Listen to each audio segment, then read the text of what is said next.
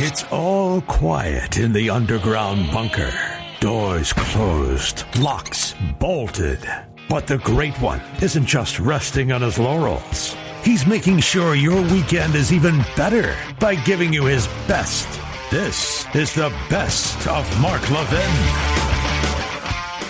Basically, two big topics this evening. The president, what's going on in Manhattan, and then what's going on in our streets more broadly in America. Excuse me. And I want to start with the latter. What you are seeing taking place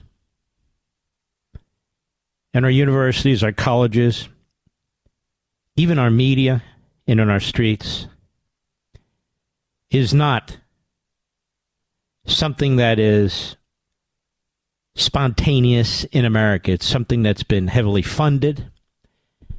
It's something that's being heavily organized by terrorist regimes around the world, by Hamas, and by dark money groups fronting, listen to this, for billionaire Democrats. I'm still amazed that people keep saying this is funded, it's very well organized, the tents all look, okay, fine. I explained this on Saturday night's program on Fox. And so we're going to take some time to go over this so you know exactly what's going on. There's actually more listeners to this program on the radio than any show on Fox or cable, period. And so I want to get into this. Who's funding these violent people at our universities? And they're not all students. Let's get started. Cut 20, go. I was in Israel last week, as you well know, and watched some of the activities that took place there as a result of the Biden administration policies of appeasement with Iran and intentionally funding Iran to the tune of over $100 billion. None of this would be happening if Donald Trump were president. Iran was broke on its back and about to be overthrown by its own people. But I keep hearing our own media, news people ask, these riots, these violent people at Columbia University or our other universities and in our streets and all the rest of it, who's funding these people? Who's funding these people? You know, it's a funny thing. I thought it was the job of the media to figure out the who and why, so I'll do it. And never again do I want to hear anybody in the media say, who's funding these people? First of all, I've done this before, but I'm going to do it tonight, and I'm going to expand upon it. You want to know who's funding these people? The Democrat Party and the terrorist regimes. What? You have a fusion of Marxists. You have a fusion with Islamists. A complicated matrix and network of Democrat Party billionaires and millionaires and dark money, including Soros, including the Tides Foundation, among others. And you have Hamas funding, the Muslim Brotherhood, and others. Also a funding network, and Qatar, which is funding colleges and universities. In other words, the enemies of America. And this has had an enormous effect on our foreign policy toward Israel. Their attacks on Netanyahu, the goal to overthrow the Israeli government for the purpose of installing a puppet regime that will bend to the Democrat Party donors, Hamas, and the enemy of Israel, and it's all being done right in front of our eyes. And if we had a real media, you'd know a lot about it. So let me cobble this together from certain media reports and others and tell you what's taking place here. Unheard, a fantastic site. Here's a piece by Park McDonald from just a few months ago, and I can't read the whole thing.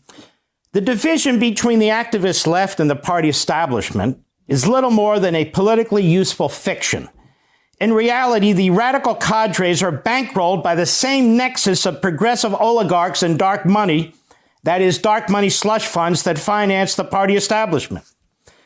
The DNC protest, for example, was organized by two progressive Jewish NGOs, Jewish Voice for Peace, and If Not Now, the same groups behind a rowdy pre-ceasefire protest at the U.S. Capitol, at which more than 300 people were arrested. Both groups are funded by an array of big money progressive donors, including George Soros, the Rockefeller Brothers Foundation, and the Tides Network. These are charitable wings of major financial institutions as well.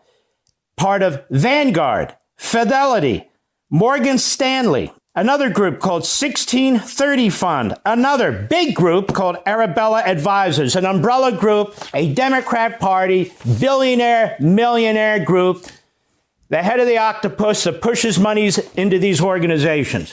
Soros, of course, is the most prominent individual Democrat donor in the country. He personally spent $170 million to get Democrats elected in 2022 midterms. His nonprofit spent at least another $140 million. Arabella Advisors is less well known, but maybe just as influential. It's run by Clinton World insider Eric Kessler. The for-profit consultancy manages a vast and opaque empire of funds and nonprofits aligned with the Democrat Party. Its role, in essence, is to allow wealthy donors to hide their donations. And they're hiding hundreds of millions of dollars worth. Scratch a nationally prominent pro-Palestinian organization, and you're likely to find Democratic oligarch money somewhere. The radicals and the Democratic establishment work together towards shared ends, even when they're fighting. This is especially true when it comes to Israel. The Biden administration's allegedly pro-Israel stance is more rhetoric than reality, a pose adopted to box critics into a corner, constrain Israel's ability to act independently of the United States, and obscure the true nature of the White House's Middle East policy. That policy, as Edward Lutwak wrote in these pages, is to fulfill Barack Obama's ill-conceived desire to distance the United States from Israel and Saudi Arabia and to reconcile with Iran. Plus, at the same time, as it is granting defense credits to Israel, the White House is also funding Iran. I want to thank our friend Charlie Kirk, who put it all together here. What are we talking about? John Kirby said the other day to Peter Doocy, we're not doing that. What are you talking about? This guy Kirby is the worst of the propagandists. $10 billion in November 2023, Biden regime approved a sanctions waiver that unlocks upwards of $10 billion in frozen funds of Iraqi payments for Iranian energy. $6 billion September 2023 as part of a prisoner swap. Blinken ensured Iranian funds would be moved into a restricted fund for humanitarian trade. Oh, yeah, right. $10 billion. July 2023, Blinken signed a national security waiver allowing Iraq to deposit payments for Iranian energy into non-Iraqi banks in third countries instead of into restricted accounts. $3.42 billion. August 2021, the IMF sent $3.42 billion to Iran in special drawing rights. The Biden administration had the authority to stop it, but did not. 80 plus billion since 2021. Iran's oil exports have surged, breaking records because the Biden administration has eased enforcement of sanctions, allowing an explosion in illicit purchases, mostly to communist China. 3.8 billion since 2021. Iran turned to the sale of petrochemicals to avoid a Trump-era sanction. Sales have surged thanks to Biden. 1.6 billion since 2021.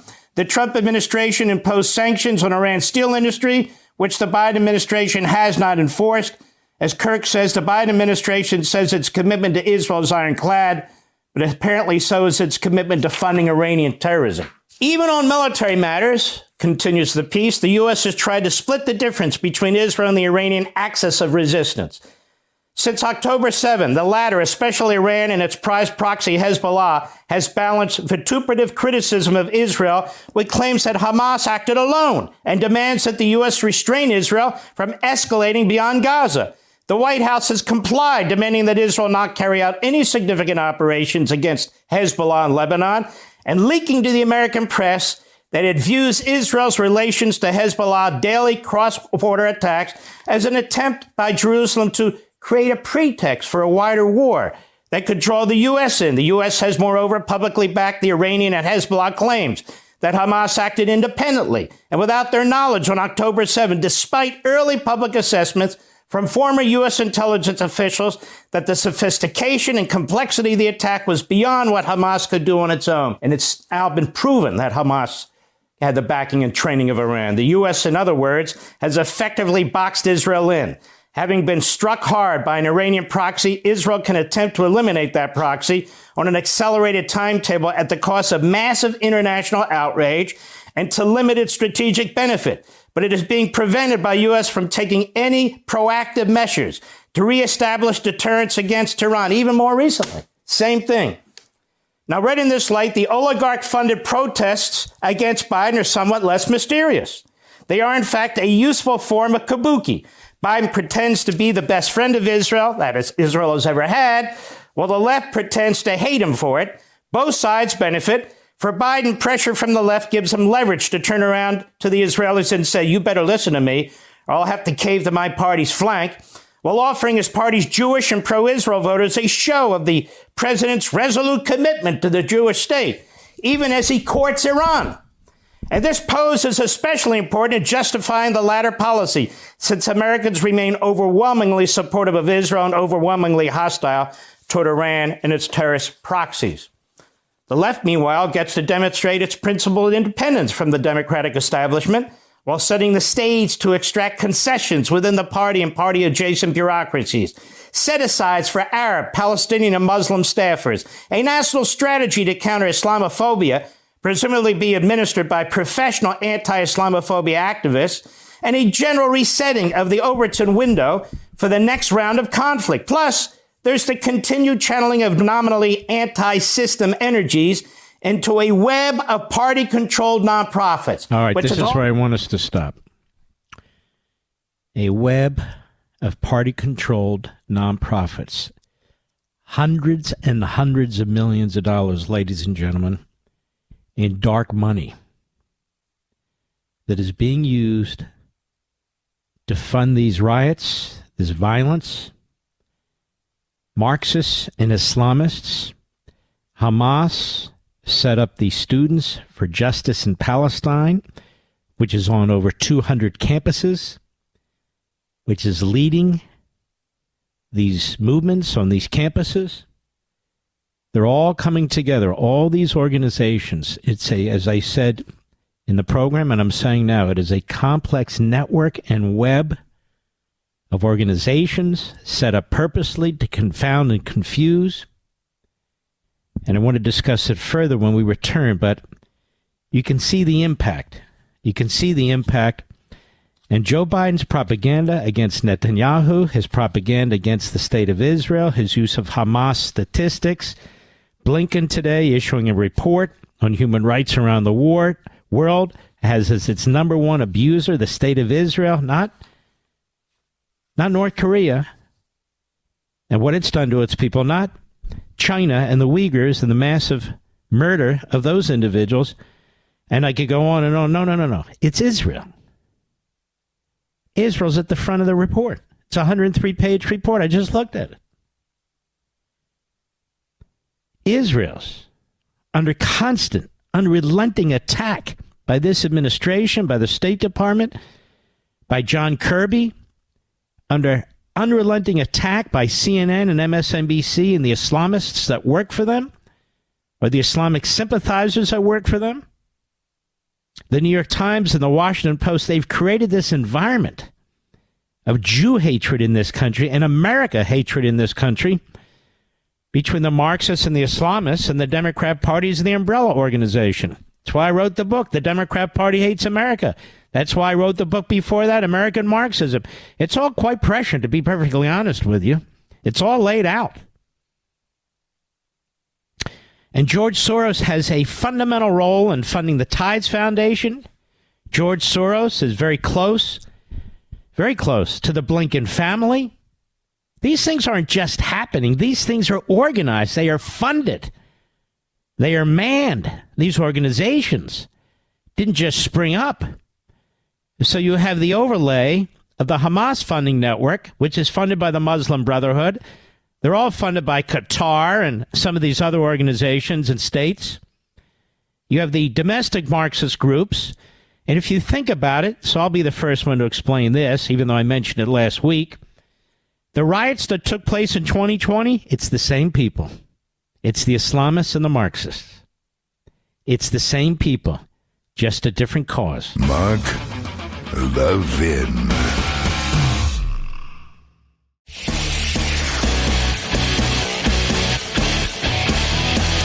Making your weekend even better. This is the best of Mark Levin. You know, my wife sent me a text. I just posted them It's really a brilliant point. It raises a lot of issues, but in this one, she points out that the Biden campaign, Blinken and Sullivan in particular, organized a letter, as you might recall, on the Hunter Biden laptop. 51 former spooks, that is what we call intel types, national security types, signed it, saying that it was a Russian dirty trick, a Russian ploy, Russian interference in our election, and they knew it was a lie, and they did it anyway.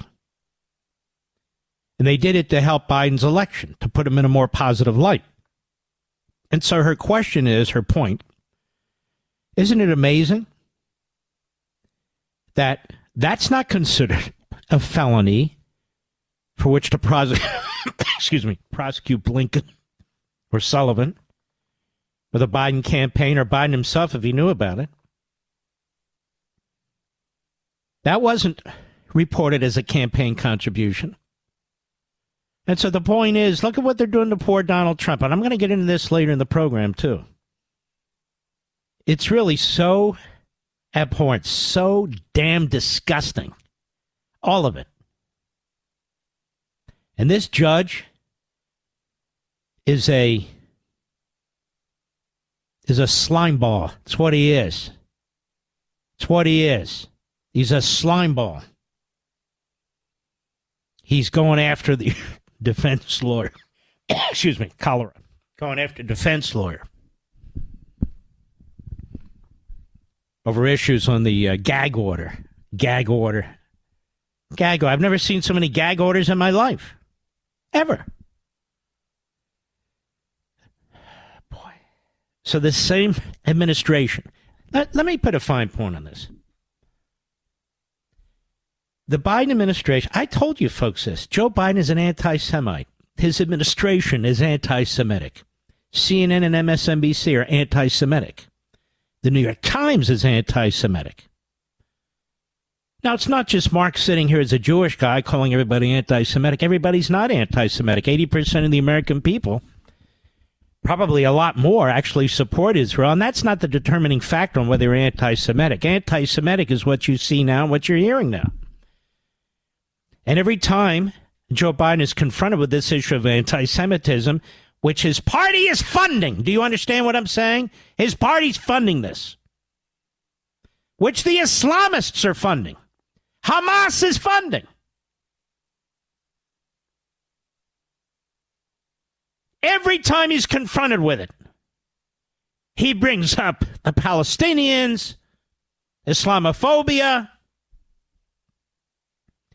His administration put out a report today on the countries of the world who are committing the most inhumane acts. Israel's at the top of the list. Not North Korea, not communist China, not Venezuela, not Russia. Israel. And I can go on and on and on. He says we set up a program to deal with anti-Semitism. No, he didn't. The program is nothing. It's zero. It's an empty vessel. Ain't done a damn thing. Where's the FBI today? Where's Christopher Wray? No press conference. Where's the Attorney General? No press conference. Where's the Deputy Attorney General? No press conference. Where's the head of the Civil Rights Division? That racist. No press conference. Where's the Civil Rights Office, the Department of Education? Nothing. Nowhere. Anybody been deported? Anybody. Any single Hamas supporter in the country been deported because they support a terrorist organization? I'm not aware of any. I'm not aware that they're even looking. Any of these so-called students at these colleges who've overstayed their student visas, have they been deported? I'm not aware of one. We have a regime that unleashed the anti-Semitism here, that funds Iran, that funds Hamas, that funds the Houthis, that funds Hezbollah. We have a regime in Washington, D.C. that is funding the nuclear arms development program of Iran, that is selling oil to communist China And where are all the conservatives? Where are they? Where are they? I'm just curious. They're so myopically focused on Ukraine. Well, how about focusing on our government? What the hell this idiot's doing to our country?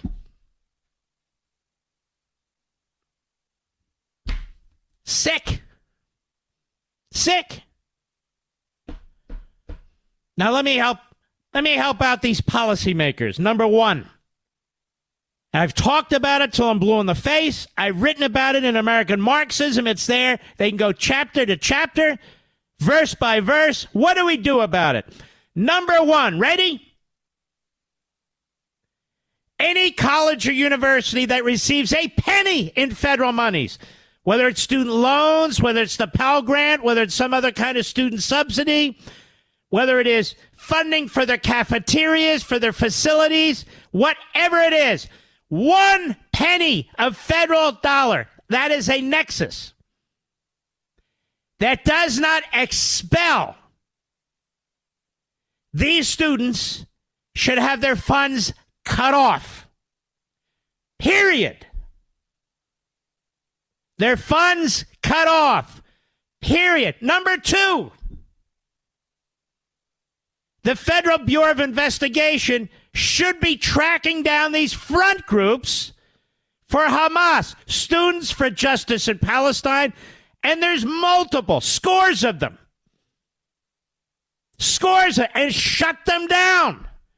You do not have a right to promote terrorism in the United States. They're running around with the Proud Boys. They're running around this group. These people are spending millions. That's number two. Number three, Qatar. Qatar should not be free to spend billions of dollars in our universities and colleges to brainwash our students. That's number three.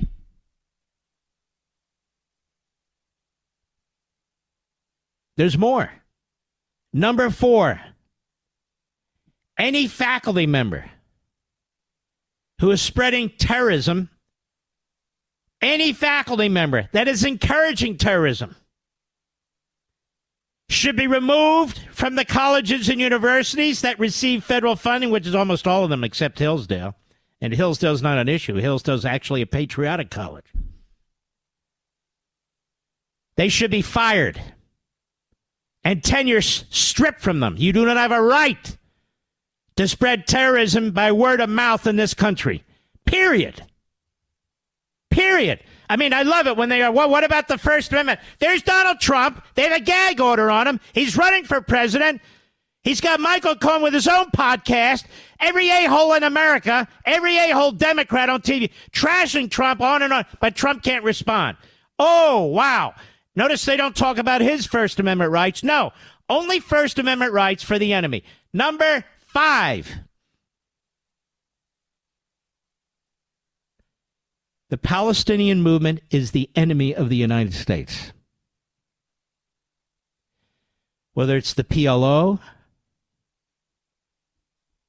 whether it's Hamas, whether it's Islamic Jihad, they are the enemy of the United States of America. That's not Islamophobic. That is a fact. That's their mission statement. That's their belief. They are the enemy. And any a-hole politician like Joe Biden, who tries to create some kind of a moral defense of an ideology of hate, of bloodlust, of murder, must be rejected at the ballot box in November, or this country is going to lose not just an election, it's going to lose its soul. The Palestinian movement is an anti-American Islamist movement. That's what it is. Ask Tlaib. She's Palestinian. Ask her. She's a Marxist and an Islamist. She's the fusion right there in one human being. There it is. And Joe Biden is a pig. That's right. If I'm going to be called names, he can be called names. He is a political pig, and he's always been a political pig. He is spreading anti-Semitism. He is spreading Jew hate. He's spreading anti-Americanism. The border's wide open to destroy citizenship in this country. He's trying to destroy the state of Israel while he's propping up Iran. There's a lot worse names than pig that I could call this man. He won't meet with Netanyahu, period. You know, he still hasn't met with him. Hates Netanyahu's trying to overthrow the Israeli government, trying to put our man in prison. No, Mark, you can't call him a pig. I can call him a lot of things.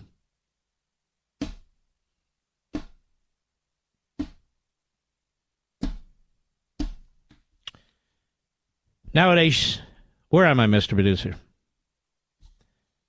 Everyone thinks mortgage rates are extremely high, but it's not entirely true. Mortgage rates are much lower, way lower than the average credit card rate. I'll give you an example. Mortgage rates maybe in the 6s or 7%, 6.5%, I don't know. But I know what credit card rates are, 22%, 29%. Think about how much interest you're going to pay on that credit card if you're only paying the minimum payment every month. Now, if you're a homeowner, a cash-out refinance with American Financing, which is the best, well, that can help you pay off that debt and lower your monthly expenses. And the mortgage interest is tax-deductible. So they're saving homeowners just like you, on average, almost $900 a month in interest and, again, tax deductions. Your interest on all other loans, such as credit cards, are not tax-deductible. So their salary-based mortgage consultants will show you how much you can save every month with no upfront fees and no obligation. You may even close in as fast as 10 days and possibly delay 2 mortgage payments, giving you greater savings up front. Get the financial relief you need. Stop living paycheck to paycheck. Stop the incredible stress I know you're going through. I've been through it several decades ago. I know what it's like. Call American Financing today. Here's their number, and they're there right now. 888-900-1828. 888-900-1828. 888-900-1828. Or go to AmericanFinancing.net. NMLS 182334. NMLSConsumerAccess.org. Yes. Joe Biden threw in with the racists and the segregationists and not just supporting. He led the way against integration. Kamala Harris even admonished him during the debate, but now, of course, she thinks he's fantastic because he picked her to be vice president. And Joe Biden, the 1994 Crime Act, targeted black communities in this country. Everyone forgets, oh, that's okay. What's the big deal? And Joe Biden is an anti-Semite. He's now out of the closet. I don't care what liberals, whether they be Jews or Catholics or whatever, say. It's what he is. It's exactly what he is. He doesn't have the guts, the wherewithal, the moral clarity to call out what's going on. But what about the Palestinians, he says? Hundreds of billions of dollars poured into the Palestinians from all over the world. What about it? Where did all the money go? Where did all the money go? To tunnels. To armaments. And you know what's interesting, ladies and gentlemen? The Iranians are not Arab, let alone Palestinian. Yet they make alliance with the Palestinians. Why is that? Why is that? You can figure that out. We even have a story here, ladies and gentlemen, and I notice it's getting no attention whatsoever. And this is from the Jerusalem Post, citing other news sources.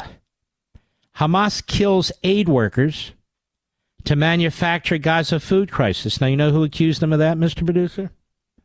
Fatah, the other Palestinian group, under Abbas, under the PLO. Fatah is accusing Hamas of killing aid workers to manufacture a Gaza food crisis. Where's Blinken? Where's that SOB? Nowhere. Where's that shuffling buffoon? Biden? Nowhere. The world is not aligned against the Palestinians. The world has contributed Hundreds of billions of dollars to the Palestinians. And what do they have to show for it? Nothing. Except a terrorist machine. Why is that? Why don't the Egyptians want them? Why don't the Jordanians want them? Why don't the Syrians want them? Why don't the Iranians want them? Why don't the Saudis want them? Why doesn't another Arab country on the face of the earth or Muslim country on the face of the earth want the Palestinians? Why is that? No, they're Islamophobic. They must be, right? They're Islamophobic. I detest Joe Biden. I detest this man in so many ways. What he's done to our country, our economy, our border, our schools, our cars, our homes. I have nothing but contempt for this man. He's a liar. He's an instigator. He's a provocateur. And he's always been exactly that. And now he's unleashed this Jew hatred, this American hatred. And he shuffles around like he has nothing to do with it, like he's above it all. Funding the Iranians. They're going to have nuclear weapons. Everybody's going to be scratching their head. How come nobody told us? I mean, we were focused on Ukraine, for crying out loud. Mark Levin. You're listening to the best of Mark Levin. This is women's reproductive rights, Mr. Producer. It wasn't that long ago we couldn't define a woman. It wasn't that long ago that men could become pregnant. Now it's women's reproductive rights. These Democrats and Marxists are so screwed up they can't even get their own propaganda straight. Shouldn't it be persons' reproductive rights? That's number one. Number two, Joe Biden, with a signature the other day, destroyed women's sports. Violated Title IX of the Civil Rights Act. Not because he supports abortion. He's to be supported by women. Can I tell you all a little secret? This was taken out of the hands of the federal government. Except for federal facilities and interstate commerce, Joe Biden has no say. So he's campaigning on an issue that he can't do anything about one way or the other. But it doesn't matter. Now, I want to say something here. If we had in this country going on our college campuses, black people being treated the way Jewish people are being treated today, that is, black people being treated like it's the 1950s and 60s, we wouldn't tolerate it. I wouldn't tolerate it. You wouldn't tolerate it. They wouldn't tolerate it. And neither political party today would tolerate it. Period. Period. The Democrat Party was behind slavery and segregation. The Democrat Party was behind Jim Crow. The Democrat Party was behind eugenics aimed at black people. The Democrat Party is an evil, diabolical, hateful, racist, segregationist, anti-Semitic party, and it's too bad so many people have been bamboozled. And by the way, this is the history of Joe Biden himself. In his 80s. But when he was 30 and sworn into the Senate, he threw in with the racists and the segregationists. He plays races against each other, religions against each other. He's a diabolical, evil individual. That's what he is. He tried to destroy Robert Bork, one of the great legal minds of our time. He tried to destroy Clarence Thomas. He destroyed circuit court nominees, blacks, whites, Hispanics, Jews, non-Jews, didn't matter. It's always about Joe Biden. An autocrat, an egomaniac, a cheater, a liar, a scammer. Why are we begging Joe Biden to say something about what's taking place in this country when he caused it?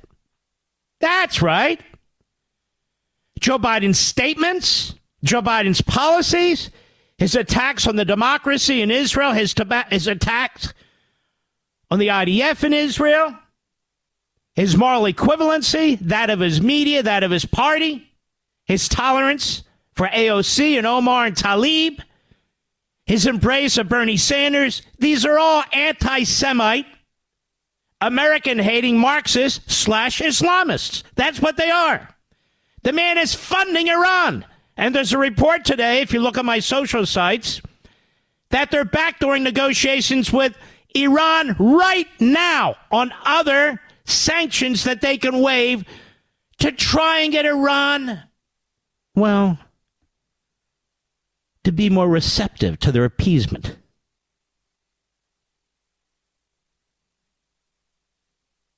Now, you're president of the United States, and there you sit. Not a word about what's taking place on the college campuses. Nothing. The idiot spokes idiot. The spokes idiot for the idiot.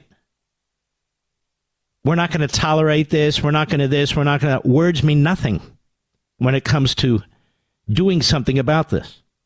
The FBI director is doing nothing. The head of DHS is doing nothing. The head of the Civil Rights Division of the Department of Justice, nothing. The head of the Civil Rights Office at the Department of Education, nothing. Zero. We have a program we set in place. That program has done nothing. What can they do? I've already said what can be done, and thankfully some Republicans obviously listen to this program. Number one, threaten federal funding. If there's $1 in federal funding, the left taught us this, whether it's student loans, the Pell Grant, food programs, anything, any subsidies coming from the federal taxpayer, there's a federal nexus. You can cut off all funding to universities and colleges that are promoting or even acquiescing to terrorism. When you say we're with Hamas, you're a terrorist. You're self-identifying as a terrorist. We are with Hamas. Hamas is officially a terrorist organization. Hamas. We are Hamas, they say. Okay, take them at their word. Arrest them. Number two, we have cockroaches dressed up as professors in our universities and colleges who have tenure, who've been hired by other cockroaches who are department heads and administrators at these various colleges and universities. And you and I are paying for all of it. Tenure does not trump the promotion of terrorism, the promotion of revolution against our country, the promotion of racism, segregation, antisemitism, which is what's happening in our college campuses today.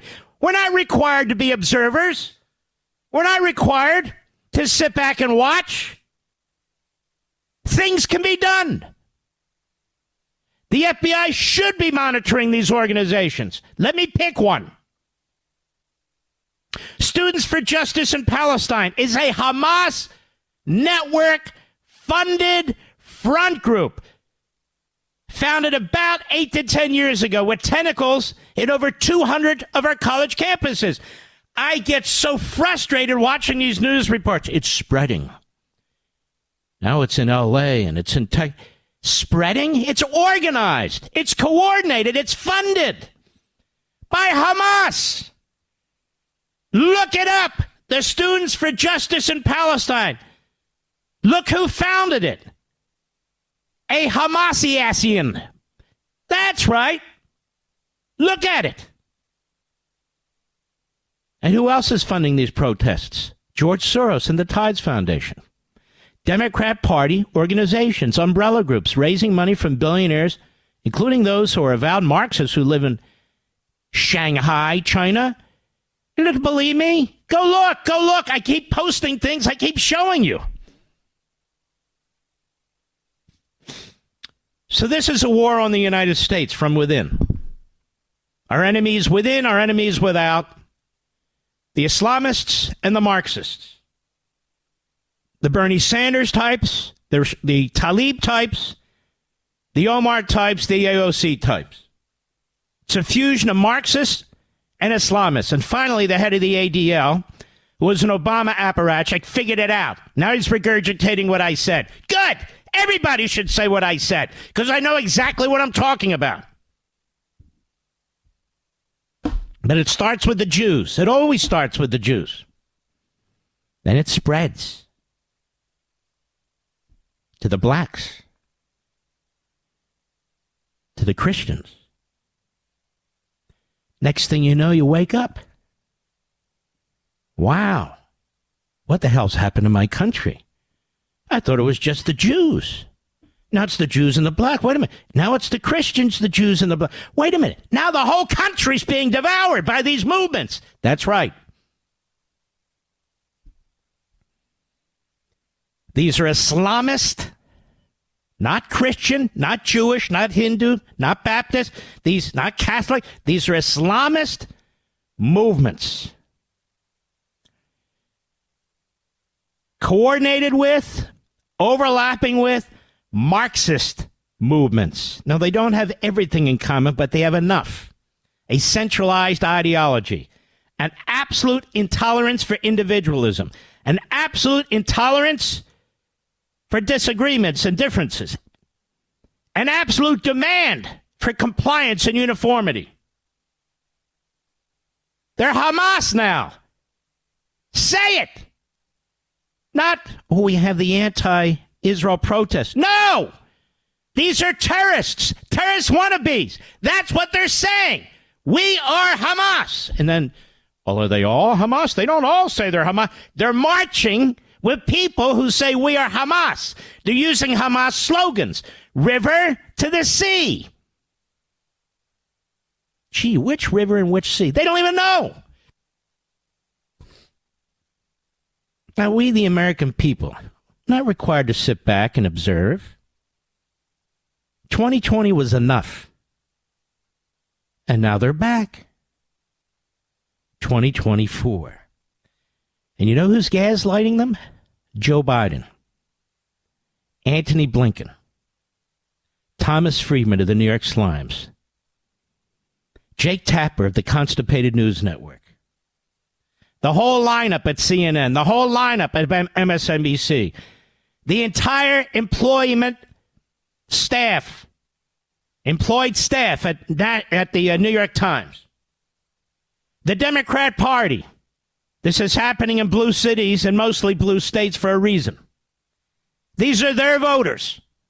We shouldn't have to ask Joe Biden to speak out week after week, month after month. We shouldn't have to pretend that he has when he hasn't. We shouldn't have to demand that our federal government do something about this as it is spreading across state lines. It's called interstate commerce. That we have foreigners from the state of Qatar, the regime in communist China, the Hamas terrorist network, Democrat Party billionaires. See, that's the problem. They need Soros. They need those guys. Those are money bags for Biden. And who's heard from the Attorney General of the United States, Mr. Producer? Not a word. Nothing. Have they launched a federal criminal investigation to determine the funding sources? I mean, it's out there. I've talked about them relentlessly. No, they haven't. Department of Homeland Security, Mayoris, always on the wrong side. Just policy differences, you know. Tell me, how many of these Hamas terrorist wannabe, have had their file opened? How many of them are here on a student visa? How many here have overstayed their student visas? How many here can be and should be deported? What is the Department of Homeland Security doing? Nothing. Zero. Nothing. Zero. Joe Biden wants to be Franklin Roosevelt. Wants to be bigger than Franklin Roosevelt. Spending the country into bankruptcy. Destroying our values and our belief system. Redistributing wealth. Attacking energy independence. creating inflation. Mark Levin.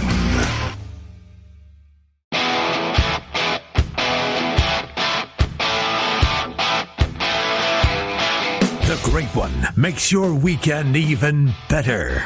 This is the best of Mark Levin. Now, to convey to you some information, some of it's uncomfortable for some people, about the history of the Democrat Party and its tolerance.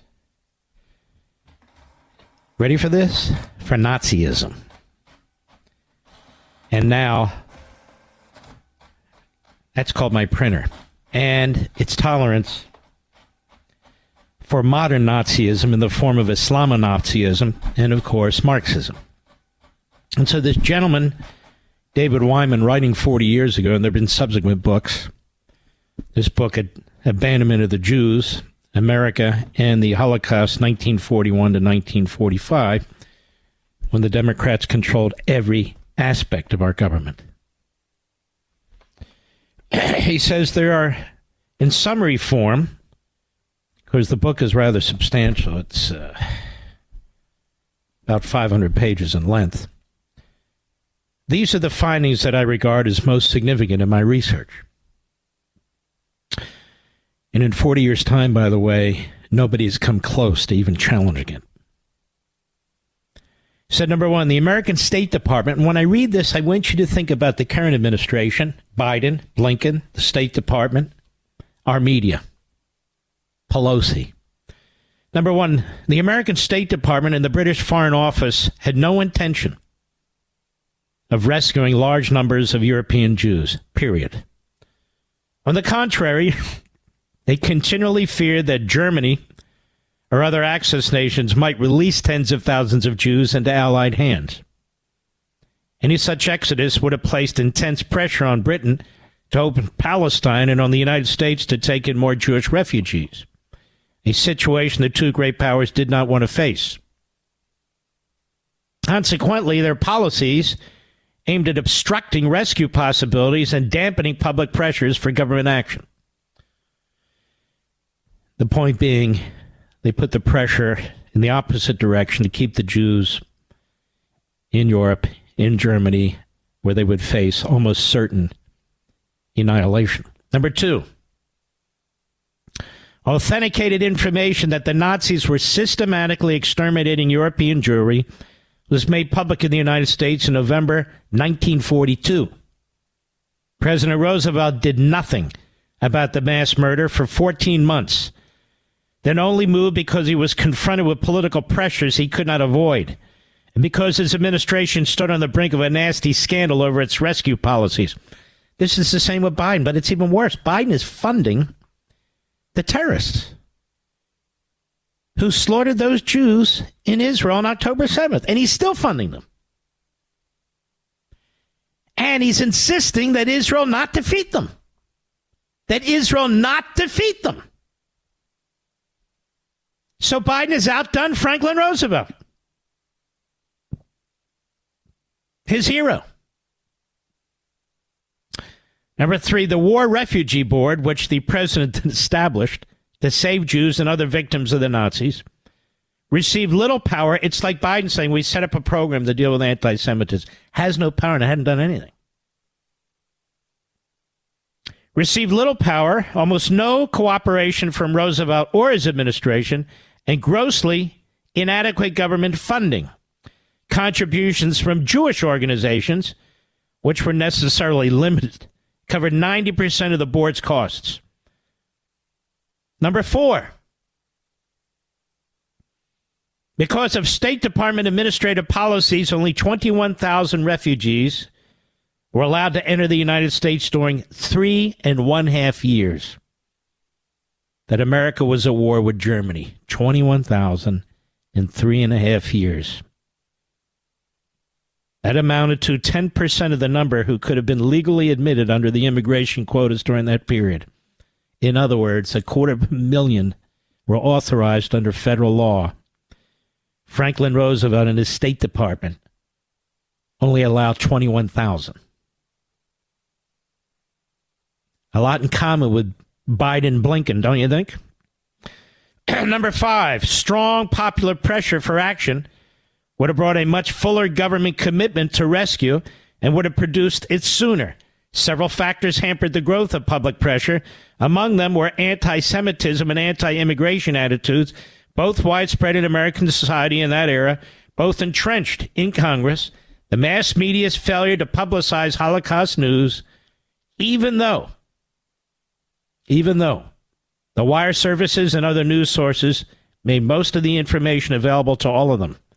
The near silence, just stick with me, this isn't an attack, on Christian churches and almost all of their leadership, the indifference of most of the nation's political and intellectual leaders, and the president's failure to speak out on the issue. That is a big difference today because actually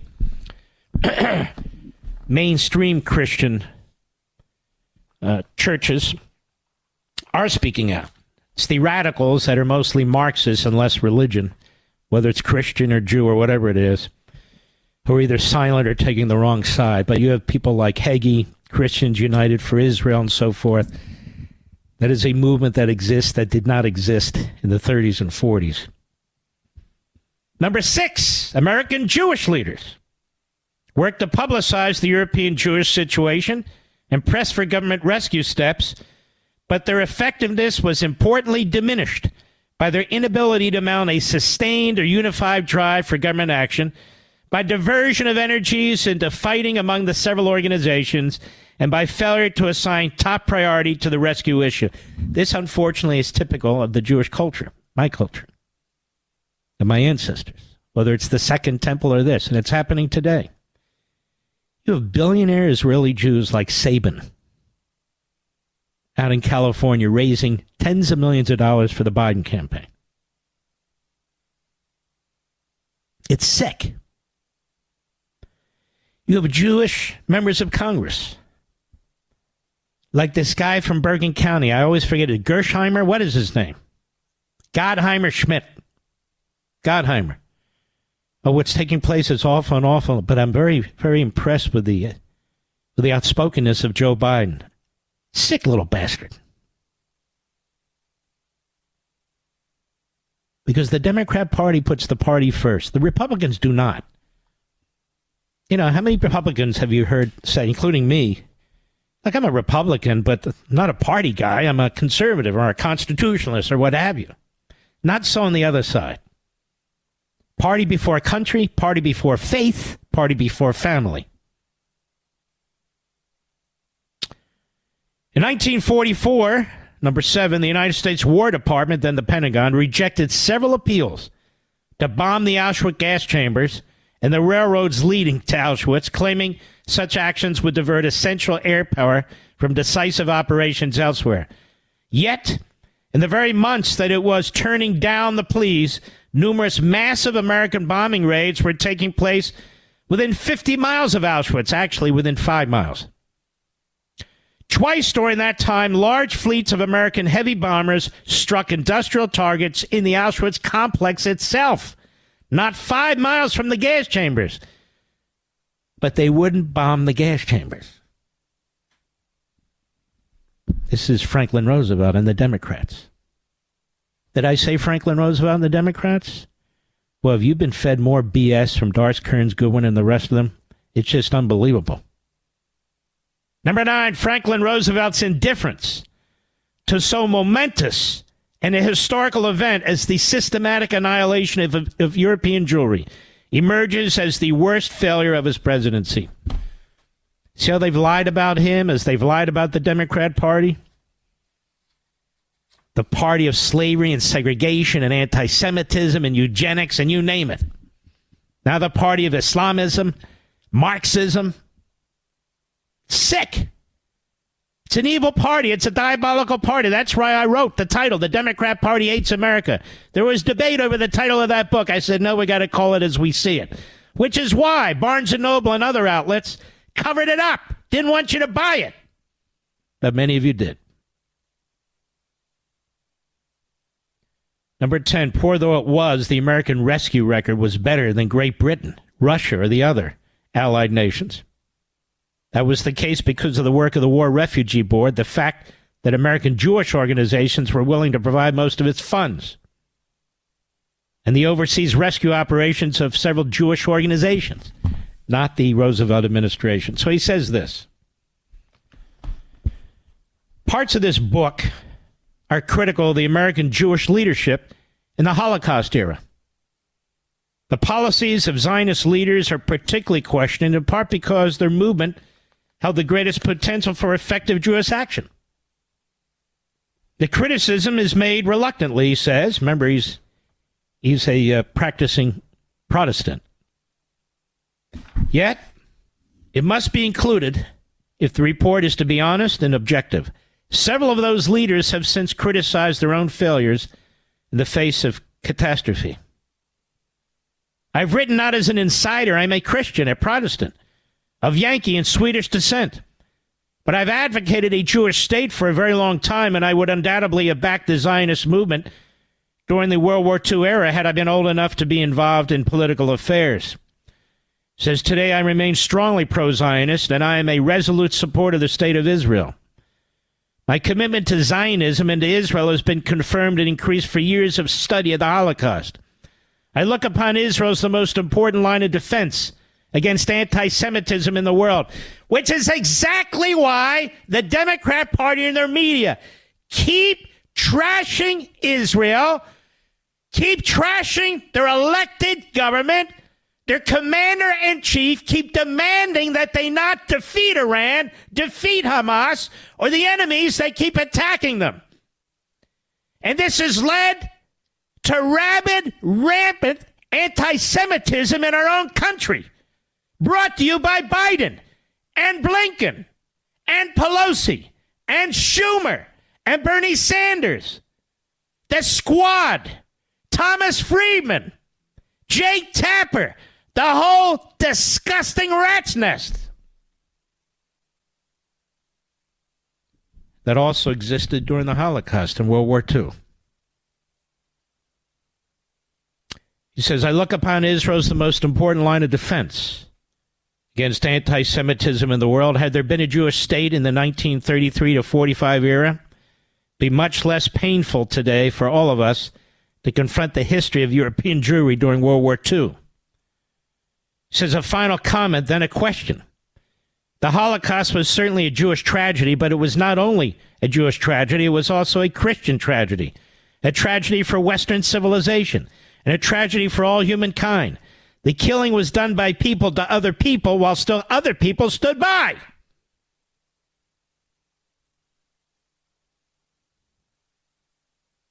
He says the perpetrators, where they were not actually Christian, arose from a Christian culture. The bystanders, most capable of helping, were Christians. The point should have been obvious, yet comparatively few American non-Jews recognized that the plight of the European Jews was their plight too.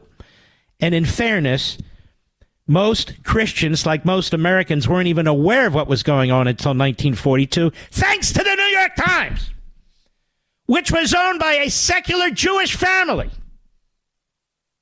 Thanks to Franklin Roosevelt, the great Democrat. He can't blame Christians for what they didn't know. He says, would the reaction be different today? Would Americans be more sensitive, less self-centered, more willing to make sacrifices, less afraid of differences now than they were then? Would the reaction be different today? Well, look at Joe Biden's reaction. I come under a lot of attacks behind this microphone for telling you the truth,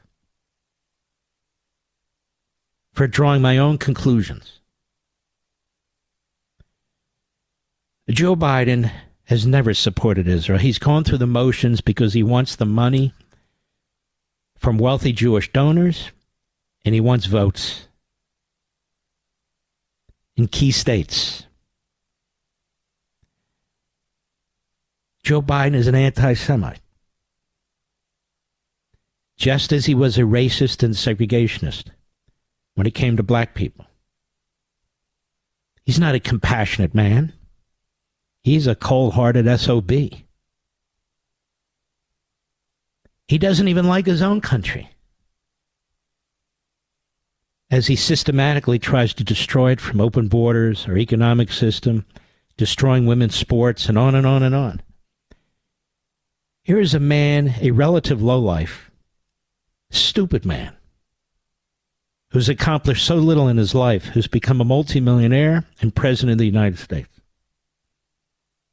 And he still attacks his own country as racist, yet he's the racist. As Islamophobic, this country is far from Islamophobic. I've told you before, you want to see Islamophobia? Then look at the Muslim countries and the Arab countries. That's Islamophobia, where they slaughter each other. Not the case in the United States. Joe Biden is a evil, diabolical individual. Look what Donald Trump is up to. That's Joe Biden.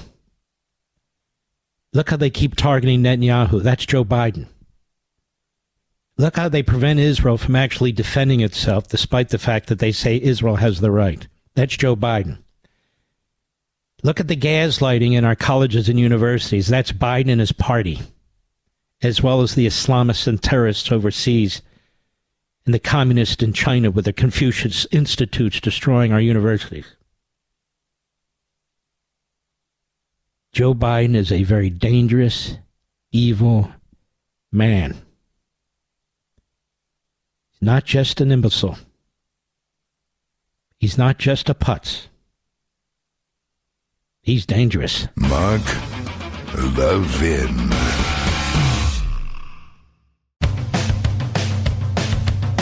We're giving you nothing but the best of Mark Levin. So the immunity case went to the Supreme Court. Why is there an immunity case at all? Why? This issue hasn't been litigated as to criminal liability and immunity until today. Since the beginning of this republic, since we've had a president, no charge has ever been brought against an ex-president. Ever. Let alone a sitting president. Since this is the first time this issue has arisen. Why? Why is it the first time this case has arisen? You see, I watched the debates and the discussion among the justices. I found it very compelling. If I were in a political science class or a philosophy class, but not in a constitutional class, because there really wasn't anything said that had any constitutional strength behind it. Nothing. The Constitution says nothing about immunity. I thought it kind of precious when Kagan and Sotomayor mentioned there's no immunity in the Constitution, let alone for after an individual serves as president. Well, there's no abortion clause in the Constitution. I reminded them that too. That they don't seem to care about that. In fact, judicial review is not in the Constitution. It's an implied power. Let me explain what I'm talking about. Up until Joe Biden became president, up until Merrick Garland became attorney general, up until Jack Smith became an unconstitutionally appointed special counsel, never had to present his resume to the Senate, never was voted on by the Senate, and yet he has these enormous prosecutorial powers.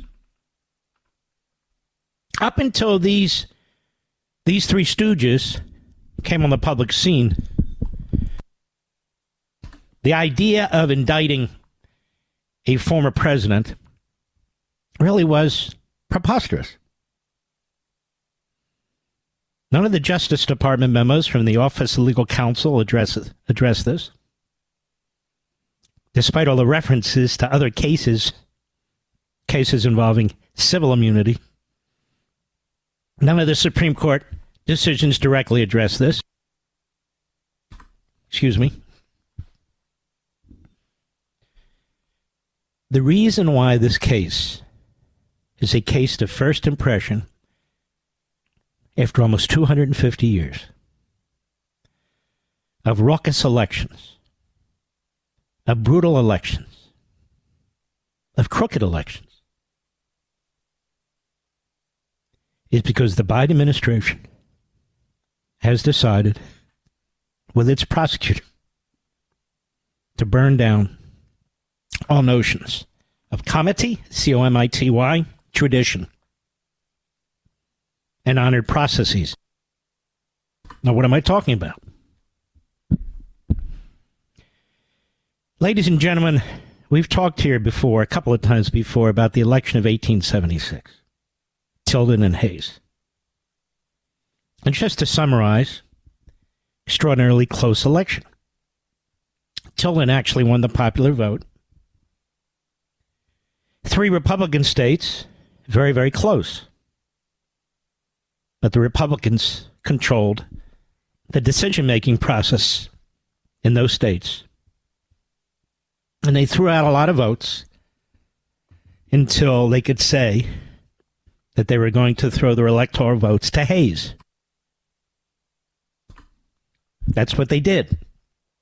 Then we had a case, 1876, Oregon. All of a sudden, one of the electors was the Postmaster General. Problem is, the Constitution says no elector can hold any federal office. So he was thrown off, and then Oregon was thrown into chaos. So what happened in these states?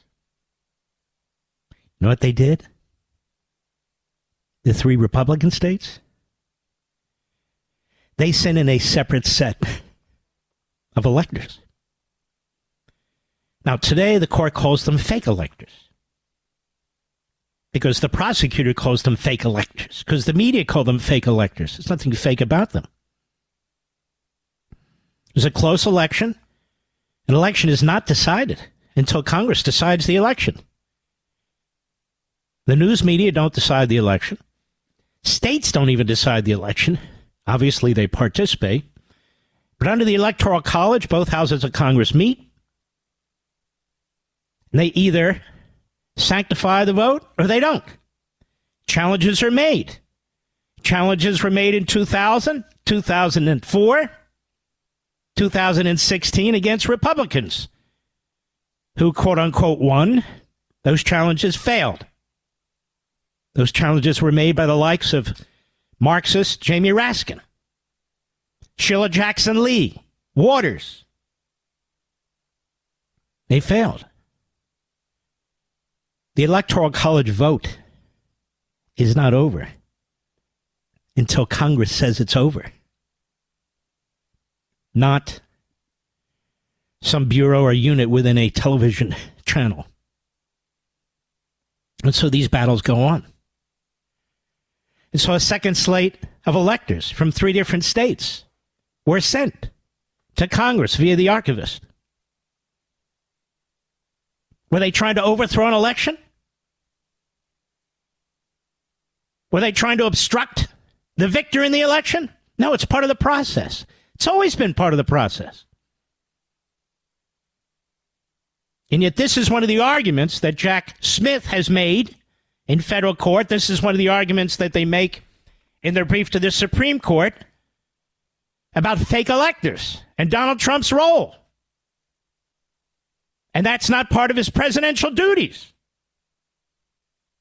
Oh, and the fact that Donald Trump's lawyer, John Eastman, tried to convince Mike Pence that he had the authority to take certain actions that he wouldn't take. That came up in 1876, too, by the way, where the argument was that the vice president, then the president of the Senate, and the manager of the Electoral College vote had the power to accept or not certain electoral votes. Then the vice president decided that he did have the power, but that he wouldn't exercise it because of the hostility that would come with it. John Eastman has been disbarred in California as a result of giving what is that opinion. But it's not a crime to give an opinion, and it's not a crime to give that opinion, and that's not an insurrection, and that's not obstruction or anything of the kind. It's an opinion. Because the Constitution is silent on the point.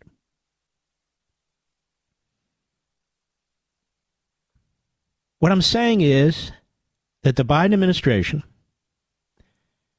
the Department of Justice, Jack Smith, and the Democrats in Arizona and Georgia, they've criminalized the election process. What used to be acceptable practice, alternative slates, a candidate calling a Speaker of the House in a particular legislature in a particular state, all these things were part of a rough and tumble electoral process. They're not crimes. You can throw around the word obstruction or insurrection or interference,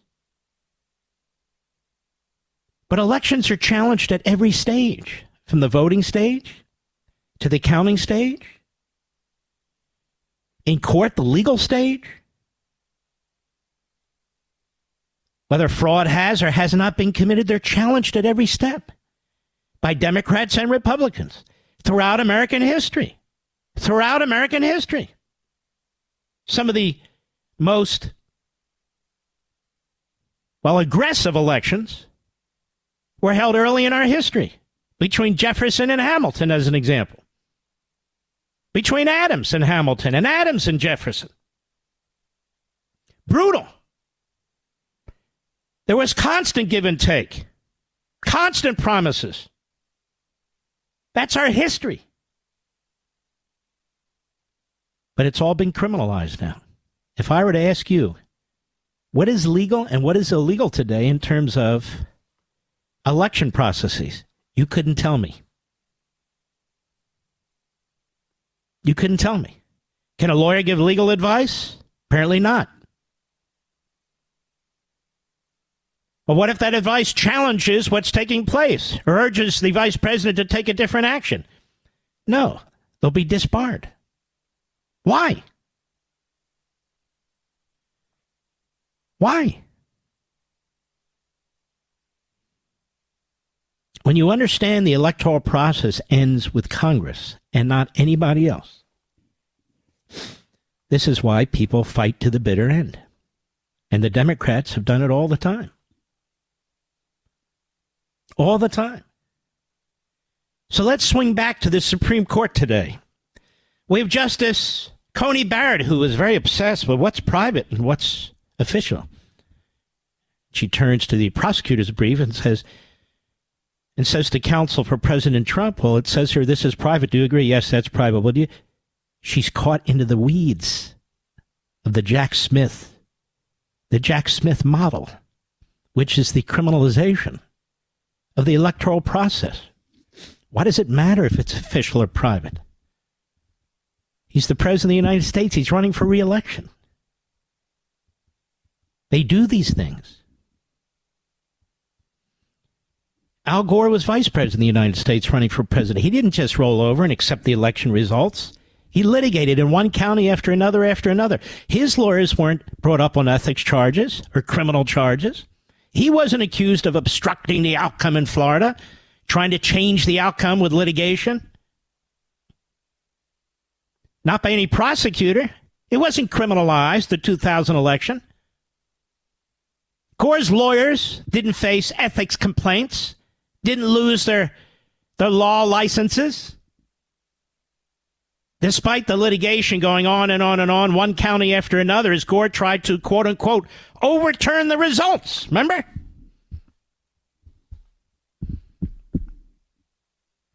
It's not obstruction. And so the issue before the court really has been posed as what's official and what's not. And I posted that. That's what they're going to debate, and obviously that's what they debated. But that's not the real issue. Not a single justice, in my humble opinion, understood what the real issue is and was. They've criminalized the political and electoral process. That's why there's now a struggle over what's official and what's not.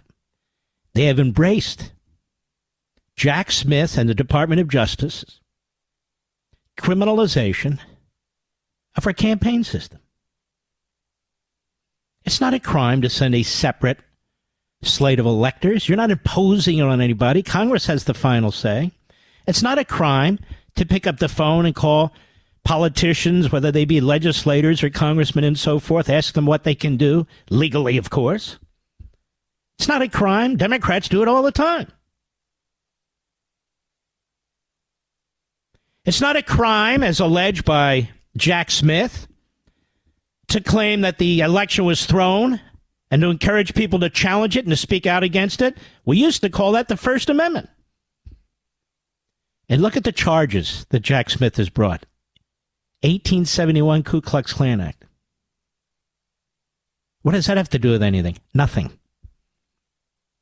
The Enron Obstruction Act. What does that have to do with anything? Nothing. In fact, the court's considering that issue now as a result of Mr. Smith. And the federal contractors, the statute that's used to charge them when they're crooked, what does that have to do with January 6th? Nothing. So this case against Trump is the perfect illustration of why a president needs immunity even after office. But more than that, it's the perfect illustration of a prosecutor gone rogue, twisting the law and criminalizing elections.